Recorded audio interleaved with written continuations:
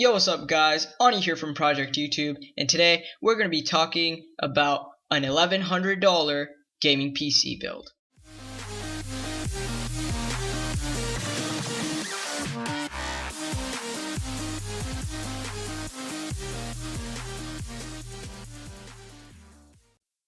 So before we start things off, let me just tell you guys that we have added a couple of extra peripherals in here for the people who want them and have the extra dough to spend on them. But if you don't want them or don't have the money, you can take them off and save about $100. So now that we've said that, let's begin. Our CPU for this beast is going to be the AMD FX 8370 8-core processor running at 4 GHz. Now this is a great processor, and at 8 cores it's got plenty of cores to spare since most games only require 4 cores, and so you won't have to worry about upgrading this processor anytime soon. To cool that CPU, we're going to be running a Cooler Master Hyper 212 Evo 82.9 CFM sleeve bearing CPU cooler. This is a great cooler at its price. It gets the job done, it's quiet, it's efficient, and it doesn't take a lot of power in, and that's exactly the kind of thing we're looking for. The motherboard for this build is going to be the ASRock 990FX Extreme 9 ATX motherboard. We went for an ATX motherboard because we wanted to have that extra room to put expansions in if we wanted to in the future. And if you wanted anything that we haven't listed but you personally buy it, you would have room to put it in there. The memory we went with is the Corsair Vengeance Pro 16GB of DDR3 2400 MHz memory. Now, we chose this RAM because although it's DDR3 and not DDR4, it does get the job done. It's at a cheap price. You get 16 gigabytes and it's at 2400 Hz. So you're actually getting quite a good deal. And DDR3 still is not bad for gaming. It actually performs quite well. And with 16 gigabytes, you've got plenty of memory to spare.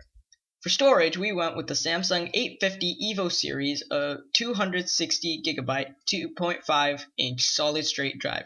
Now we went for a 250GB SSD because you could store Windows and some of your most played games on there for a quick boot up. It's not going to hold everything, but it's got your most important stuff in there, so it boots up as quickly as possible and you're good to go.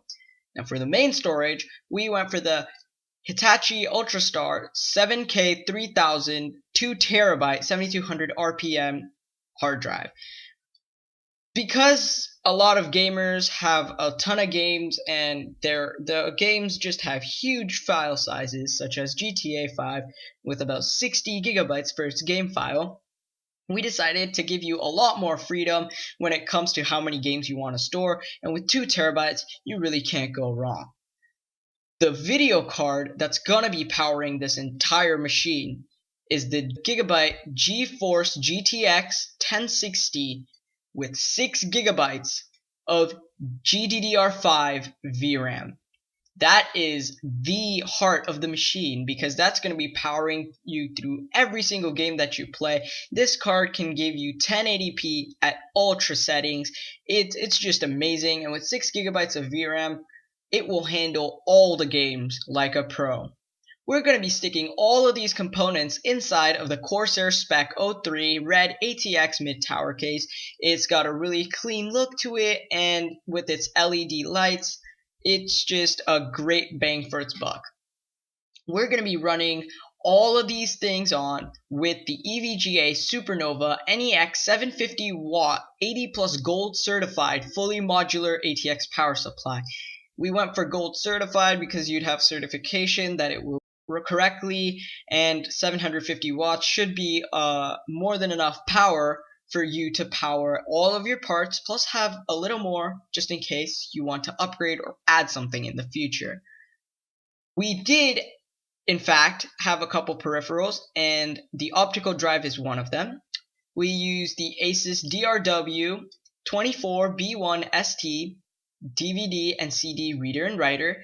We did this because although most people just use clients like Steam and Origin to play games, there are some old school games that are really fun that are only available through DVD, and we didn't want those games to be forgotten because they gave us hours of fun. So we decided to stick this in there so we could run that off, and you never know, you might write your own game in the future and write it onto a DVD.